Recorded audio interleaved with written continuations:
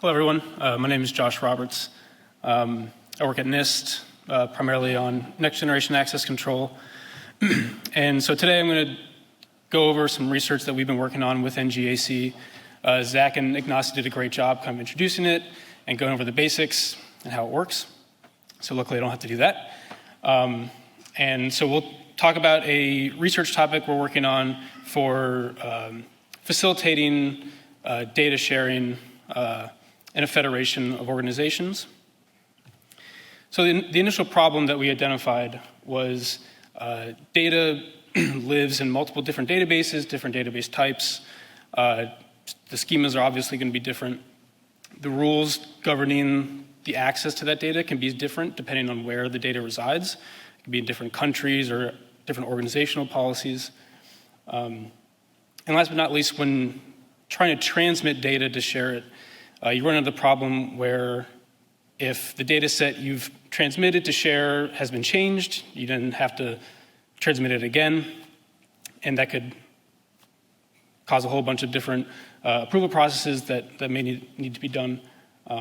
So we've kind of taken those problems and tried to find a solution using NGAC.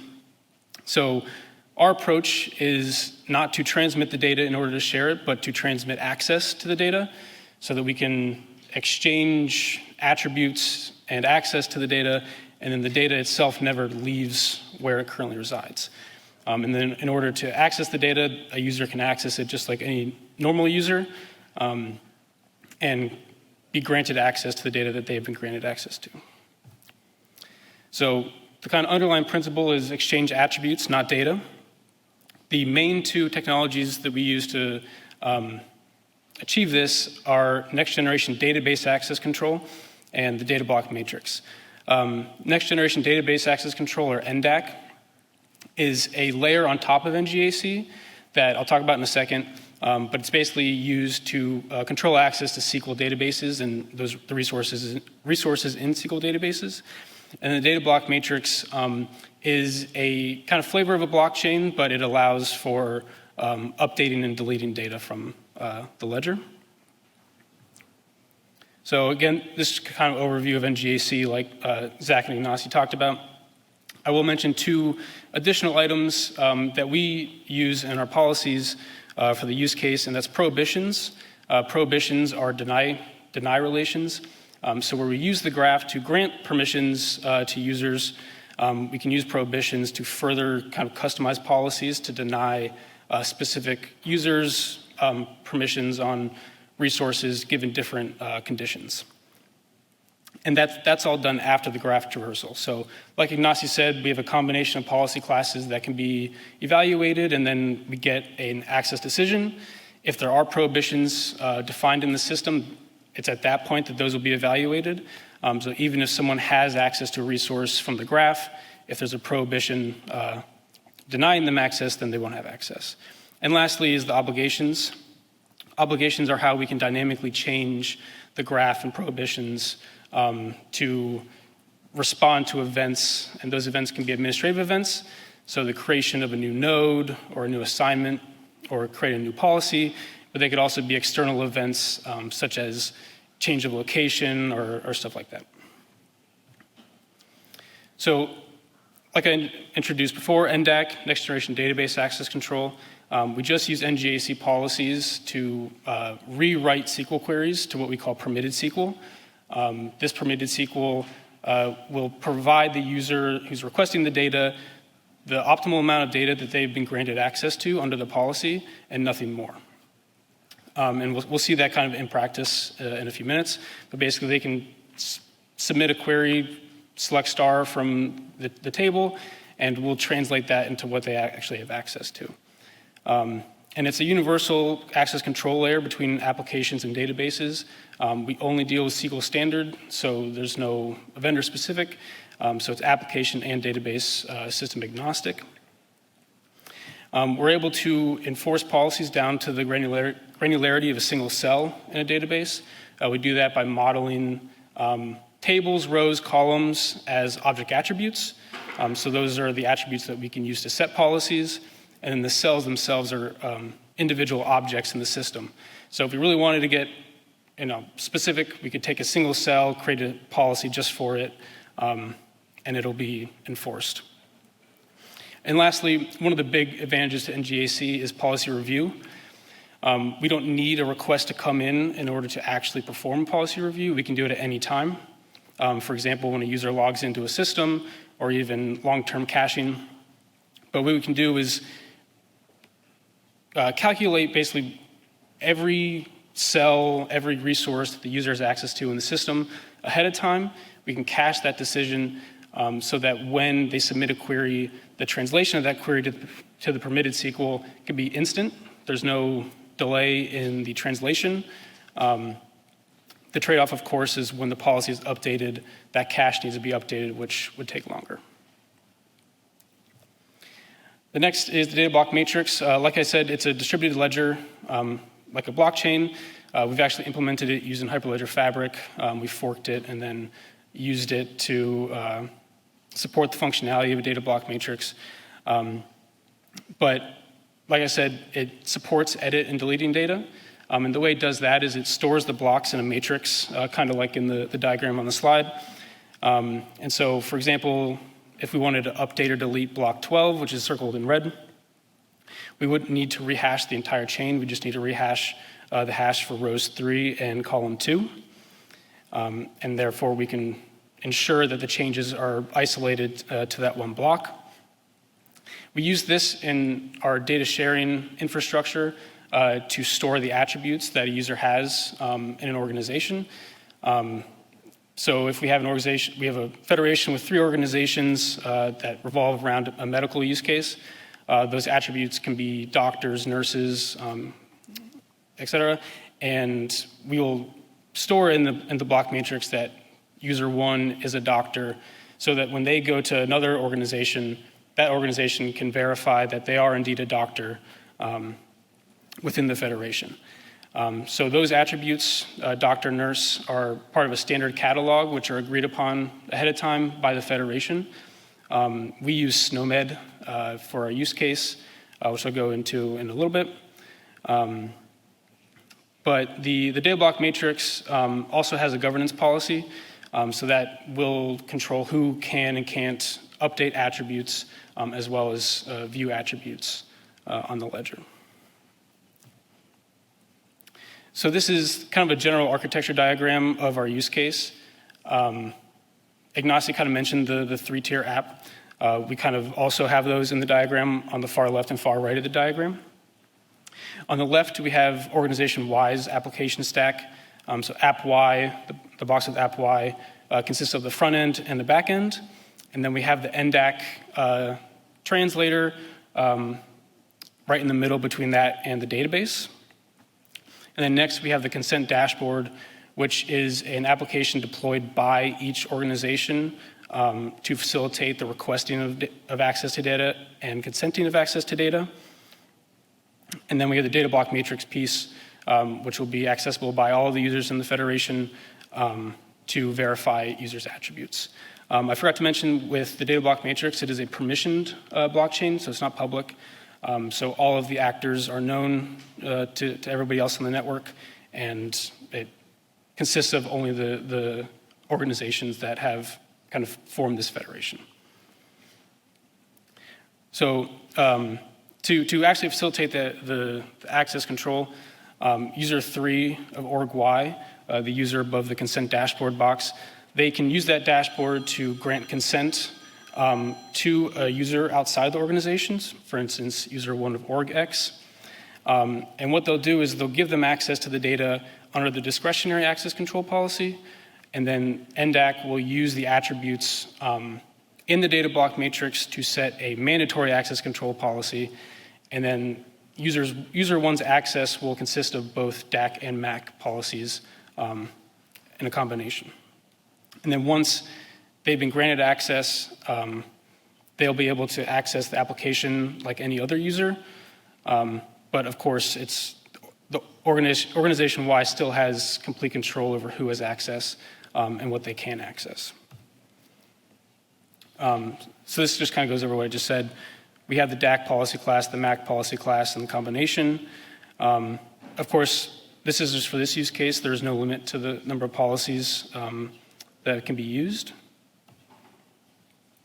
So a quick overview of our use case scenario. This is a clinical research data use case. Healthcare is always the easiest to kind of get the point across when talking about data sharing and data security. The infrastructure itself is designed to be generic. There's no requirements that it needs to be healthcare related. So for our use case, we have a research institute and 2 hospitals, Hospital A and B. We'll have a researcher from the research institute who wants to access clinical data from both hospitals related to sepsis so that they can research indicators and patients at risk. Both hospitals will restrict access to patient PII and any data related to mental health. Hospital B will categorize substance abuse as mental health, and Hospital A will not. So that'll show us the difference in organizational policies and potentially legislative policies. And both hospitals will create similar DAC policies for researcher 1, where the researcher can see patient information and financial information, but only for sepsis, only for patients who have been diagnosed with sepsis in the past. Okay, so let's go ahead and start the video. So the first thing we'll do is, as the researcher, we'll log into their consent dashboard. This is the dashboard that every organization will have their own totally separate deployment of. It'll just interface with the smart contracts in the data block matrix. So this is where the researcher will be able to send requests to both hospitals to access their data. The form to fill out this request is obviously very simple. In a real-world scenario, this could be built out however any organization would like. So I'll go ahead and submit the request to both hospitals. Just a blanket request for data related to sepsis research. And then next, we'll navigate to the Hospital A consent dashboard. And this is where the admin for Hospital A will be able to set the DAC policy class. And so we can see the request that researcher 1 just submitted. For demonstration purposes, we'll just kind of load a pre-existing DAC policy consistent with what I kind of mentioned before, where we're granting them access to patient information for patients who have been diagnosed with sepsis.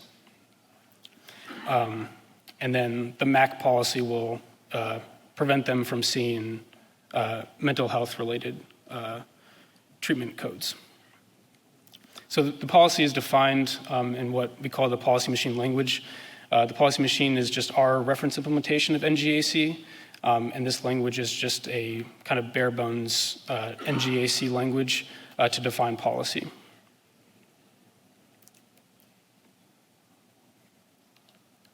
So in a second, we'll go ahead and set the policy. And so what say the policy is going to do in the background is it's going to onboard the user with their attributes from the block matrix. In this case, the attribute will be researcher. And then it'll also kind of build that cache that I was talking about before. So this is the first time they're being onboarded into the system. We're going to build a cache of what they have access to, which will allow for faster translation in the future. And then next, we'll do the same exact process in Hospital B, giving them access to sepsis patients and not giving them access to the mental health codes.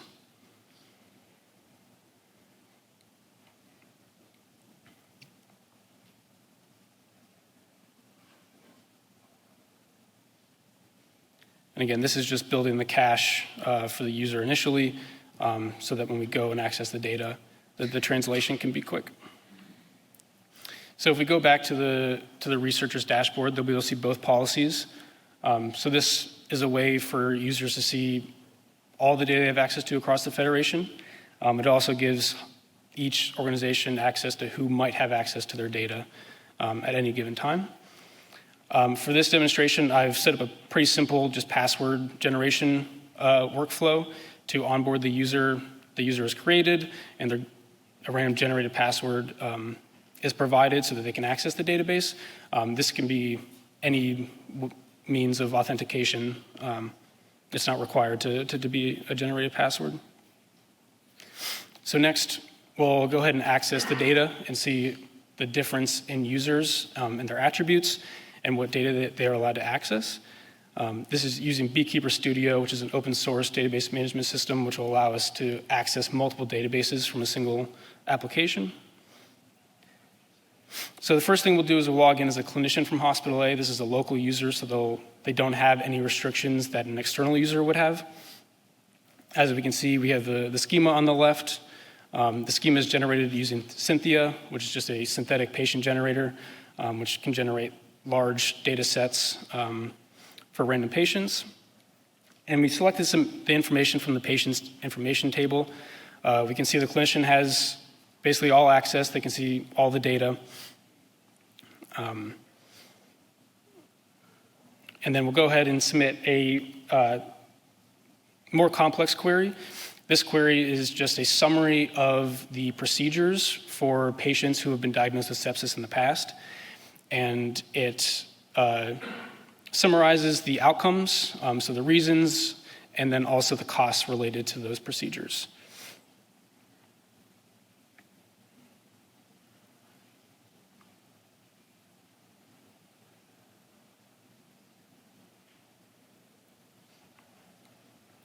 So we can see as a result of the query, we'll focus on the top four of the top five.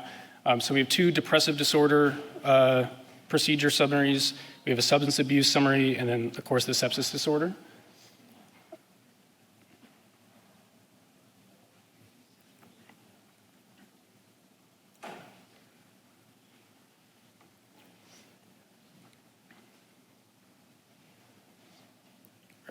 So now we'll actually show the researcher accessing the data as if they were a local user. So similarly to how the clinician just signed in with their username and password, the researcher will do the same using the password that was generated for them, and they'll access the database exactly the same as the clinician. As you can see on the left, they can see the schema. This is also where you can further customize what they have access to. If you want, you can limit their access to the tables that they have access to. But for now, they have access to the tables in the database itself, but not in NGAC. So I'll go ahead and run the same exact query that the clinician ran, just as the researcher. And since the policy in place says that external users, like the researcher, can't have access to any PII information, there's a lot more columns with nulls in it. That's because of the permitted SQL rewriting the query to remove that data. And then on the right, you'll see the researcher does see some financial information, and that is the financial information for patients with sepsis. And then as soon as we get to the null values, those are the patients who have not been treated for sepsis. So that's kind of the granularity of control the NGAC allows. And just to confirm that we're not masking the data itself, we are rewriting the query before it even gets to the database to be exactly what the user has access to. And then we'll run that same summary query that the clinician just ran. And as you can see, the 2 depressive disorder rows are no longer there. That's because they don't have access to the information, but they can still see the substance abuse and sepsis disorders for their research.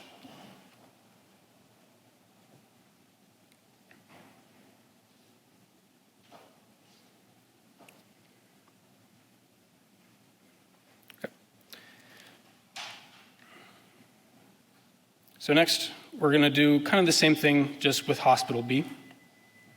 Hospital B has their database in Postgres, so this can show how this infrastructure can support the sharing of data between databases of different types. The schema is also different. The kind of semantics of the data is the same, so we'll go ahead and submit this query. It's very similar to the one we just did, just with different tables and data.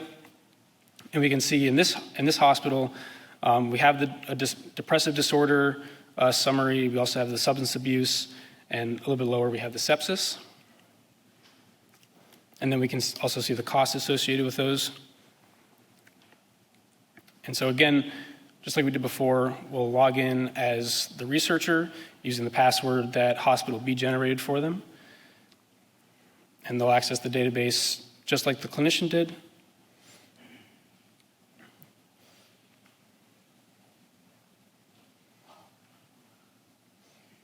And so we'll submit the summary query one last time as the researcher at Hospital B and see the difference in data.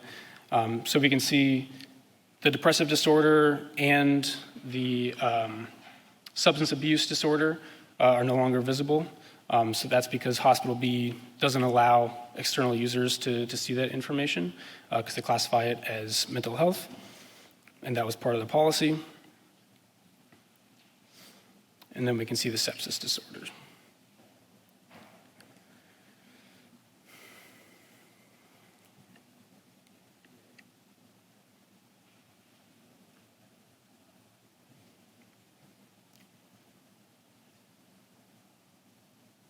All right. So the last part of this will show how we can update data and make it consistent with policy. So we're going to log back in as the clinician, and they're going to insert a new row into the treatments table. And this treatment will include a depression screening with the outcome being a minor depressive disorder. Obviously, both codes will be related to mental health.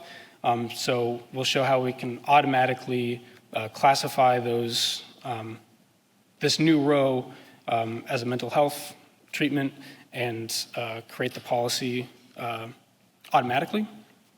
And so this is using obligations. So like I mentioned before, each cell is an object in the graph and in the policy. So when we insert a new row, we can dynamically make changes to those new objects to make it consistent with the policy that we've intended without any manual interference. So we'll go ahead and log back in as the researcher to try to find that new row that the clinician just inserted. And if we run the query, nothing happens, or at least the researcher doesn't know that there's any information there because they don't have access to it.